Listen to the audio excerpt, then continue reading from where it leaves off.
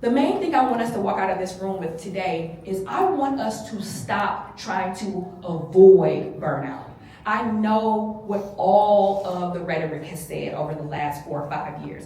I know that every article you've read in Fast Company or whatever magazine says, avoid burnout, prevent this, right? Right? We've seen this. Avoid, prevent, avoid, prevent. If you know anything about risk management, there are 4 typical strategies that you can apply to any risk.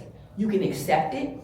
You know, when you know a risk, when you identify a risk, you can just accept the fact that this risk exists and I'm going to take it. It's, you know, we take all kinds of risk every day. We accept the fact that we eat food that other people prepared. We don't expect it. We didn't do any testing on it. We put it in our mouths, we chew, we trust, right? We accepted the risk that that food, you know, something could be wrong with it, right? Another risk treatment, another common risk treatment is that you transfer risk. You transfer risk like when you buy insurance, right? You're transferring the risk of, the financial risk of, you know, losing everything in your house to the insurance company. You buy fire protection, flood, and all those things. So you can transfer risks.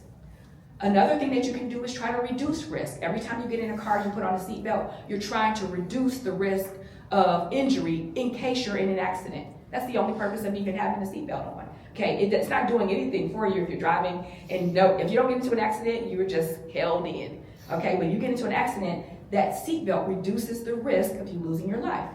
And the last strategy in risk management is avoidance.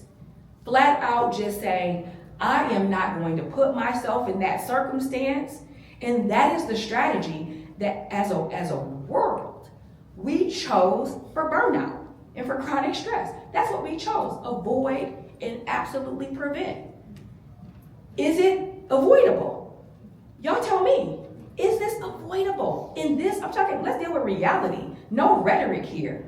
In your life, in that stratification between how you show up, how you intend to make people feel, and how you actually make them feel when you're stressed. Is stress avoidable? Absolutely not. And so the risk of burnout is always present and prevalent.